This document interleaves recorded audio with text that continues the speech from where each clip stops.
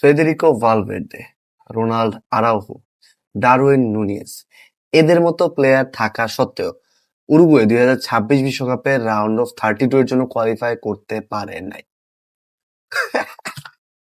মানে উরুগুয়ে এই টিমটা আই নো যে অত বেশি এক্সপেকটেশন কারোরই ছিল না, বাট যে গ্রুপে আপনার সাথে কেপ ভার্দে আছে, সৌদি আরব আছে, আমরা এতটুকু এক্সপেক্ট করতেই পারতাম যে উরুগুয়ে আর স্পেন হচ্ছে ফার্স্ট এন্ড সেকেন্ড পজিশনে থাকবে। উরুগুয়ে মোস্ট প্রবাবলি সেকেন্ড হয়েই গ্রুপ পর্ব ফিনিশ করবে এন্ড নেক্সট রাউন্ডের জন্য কোয়ালিফাই করবে। বাট গতকালকে উরুগুয়ে যে ধরনের গেম প্লে স্পেনের সাথে শো করছে, like they were totally playing physical football. Like আপনি প্রেস করতেছেন, বাট প্রেস কেন করতেছেন এটার কোনো মোটিভ দেখা যাচ্ছে না। মানে লাইক ধাক্কাধাক্কি করতেছে মাঠের মধ্যে। ভাই আমি বলবো যে আল্লাহ বাঁচাইছে যে আর্জেন্টিনার সাথে উরুগুয়ের ম্যাচ পরে, নাহলে যেরকম ফিজিক্যাল ফুটবল উরুগুয়ে খেলতেছিল গতকালকে স্পেনের সাথে, আর্জেন্টিনার প্লেয়ারদের কি যে অবস্থা হইতো এটা চিন্তা করতে আমার ভয় লাগতেছে। যাই হোক, অবশ্য মাঠের বাইরে উরুগুয়ের যে সিচুয়েশন চলতেছে, বিভিন্ন নিউজ মিডিয়াতে দেখা যাচ্ছে যে ভালভের্দে রিয়াল মাদ্রিদে তো একটা ঝামেলা হইছে ভালভের্দের নিয়ে। যাই হোক, এরপরে হচ্ছে গত ম্যাচে এই স্পেনের সাথে ম্যাচের আগে কোচের সাথে ভালভের্দের একটা ঝামেলা হয়েছে, তারপরে ভালভের্দেকে সাব আউট করে দেওয়া হলো। ইভেন ভালভার্দের পরিবর্তে যাকে নামানো হয়েছে তার ইম্প্যাক্টও ম্যাচে ভালভের্দের থেকে বেশি ছিল।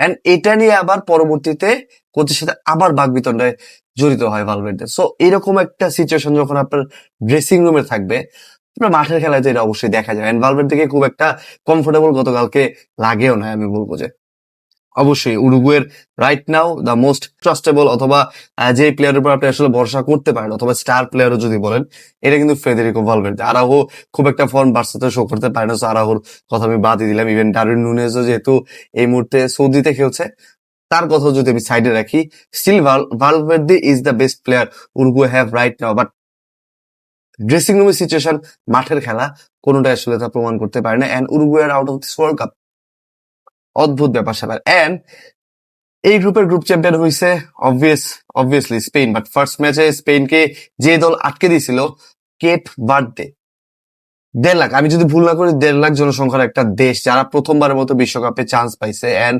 চান্স শুধু পাইছে এতটুকুতে তারা সীমাবদ্ধ নাই, তারা লিটারেলি হিস্ট্রিক একটা মোমেন্ট ক্রিয়েট করছে নিজেদের জন্য। রাউন্ড অফ 32-তে কেপ ভার্দের প্রতিপক্ষ হচ্ছে Argentina, the defending champion Argentina. And আপনি হয়তো বলতে পারেন যে আর্জেন্টিনা ফিফা কি বলে কমিটির টিম, হ্যান ত্যান ভুং ভাং যত কিছু ইচ্ছা বলতে পারেন, বাট কেপ ভার্দেকে আপনি ছোট করে দেখার কোনো উপায় নেই। আপনি যদি লাস্ট ইউসিএল সিজনটার কথা ভুলে না যান, বোডো গ্লিম যেরকম খেলা খেলছিল, মানে অদ্ভুত খেলা খেলছিল বোডো গ্লিম। যদিও পরবর্তীতে গিয়ে তারা আর মনে হয় ইয়া পর্যন্ত গেছিল, কোয়ার্টার ফাইনাল পর্যন্ত গেছিল, আমার ঠিক খেয়াল নাই। বাট বোডো গ্লিম যতক্ষণ পর্যন্ত নকআউটে 2টা টিমকে হারাইছিল, আবার অ্যাথলেটিকো মাদ্রিদ আরেকটা কোন একটা টিমকে হারাইছিল। But Bodo Glimt were tremendously good in that UCL season. And এই ওয়ার্ল্ড কাপে Cape Verde similar kind of একটা খেলা কিন্তু খেলতেছে। ফার্স্ট ম্যাচে স্পেনকে গোল শূন্য একটা ড্রতে আটকে দিল, এন্ড লাস্ট ম্যাচে এসে তারা আবার সৌদি আরবের বিপক্ষে একটা গোল শূন্য ড্র করলো, যেখানে ভোজিনহা আবার তিনটা না 4টা সেভ করছে। স্পেনের সাথে ম্যাচে তার 7টা সেভ ছিল। ইভেন উরুগুয়ের সাথে তারা ম্যাচটা ড্র করে 2-2 গোলে। মানে একটা টিমও এই মুহূর্তে ওয়ার্ল্ড কাপে যতগুলো টিম অপরাজিত আছে তাদের মধ্যে কেপ ভার্দে অন্যতম একটা টিম, যারা স্পেন উরুগুয়ের সাথে ড্র করছে, প্লাস সৌদি আরবের সাথে ড্র করছে। অবশ্য তাদের লাস্ট 2 ম্যাচের রেজাল্ট দেখে আমার মনে হয়েছিল যে কেপ ভার্দে সৌদি আরবের সাথে অ্যাটলিস্ট হারবে না, তো ড্র করছে। আর্জেন্টিনার সাথে এখন সৌদি আরবের ম্যাচ পড়তেছে, সো ছোট করে দেখার কোনো উপায় নাই ভাই।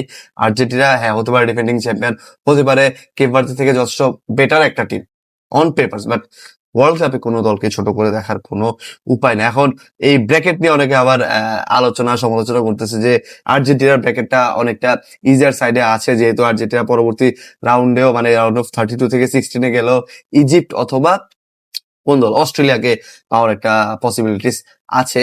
অন্যদিকে ওই গ্রুপে হচ্ছে ফ্রান্স, জার্মানি, এই সবগুলো দল হচ্ছে পড়ে গেছে। যাই হোক, ওই দিকে আমি আর ব্র্যাকেটের দিকে যাচ্ছি না। বাট আরেকটা ইন্টারেস্টিং যেটা হয়েছে সেটা হচ্ছে ইরান, গতকালকে যে গোলটা ইরানের বাতিল হয়েছিল, ওইটা যদি বাতিল না হতো এই যে ইয়ার সাথে কি বলে ইজিপ্টের সাথে, তাহলে ইরান কিন্তু ইরানের গ্রুপে ফার্স্ট পজিশনে কমপ্লিট করতে পারতো, বাট আনফর্চুনেটলি ওই গোলটা বাতিল হওয়ার কারণে ইরান হচ্ছে থার্ড পজিশনে নেমে গেছে। বাট স্টিল তাদের কিন্তু পরের রাউন্ডে কোয়ালিফাই করার ভালো রকম একটা চান্স আছে। আমি কিছু 3টা সমীকরণ আছে ইরানের জন্য, 3টা সমীকরণ থেকে যে কোনো একটা যদি ফুলফিল হয়ে যায় তাহলে ইরান হচ্ছে রাউন্ড অফ 32 এর জন্য কোয়ালিফাই করবে। যদিও আমেরিকার সাথে কোনো ইরানের ম্যাচ হওয়ার কোনো পসিবিলিটিস নাই। তো 3টা সমীকরণ হচ্ছে আলজেরিয়া যদি অস্ট্রিয়ার সাথে ড্র করে, ক্রোয়েশিয়া যদি ঘানার সাথে ড্র করে অথবা হচ্ছে ঘানাকে হারাই দেয়, অথবা ডিআর কঙ্গো যদি উজবেকিস্তানকে হারিয়ে দেয়। এই 3টা রেজাল্টের যে কোনো একটাও যদি হয়ে যায় তাহলে ইরান হচ্ছে নেক্সট রাউন্ডের জন্য কোয়ালিফাই করবে। এন্ড আমি আসলে চাচ্ছি যে এরা যেন নেক্সট রাউন্ডের জন্য কোয়ালিফাই করে, because they seem to have good potential in this world cup. Then অবশ্যই গতকালকে যেটা সবচেয়ে সারপ্রাইজিং ছিল, আর আমরা সবাই যেটা নিয়ে অনেক বেশি এক্সপেকটেশন নিয়ে বসেছিলাম, যে Norway versus France, Haaland versus Mbappe, Vikings versus Ninja turtle, মানে শেষ করে দিছে ভাই।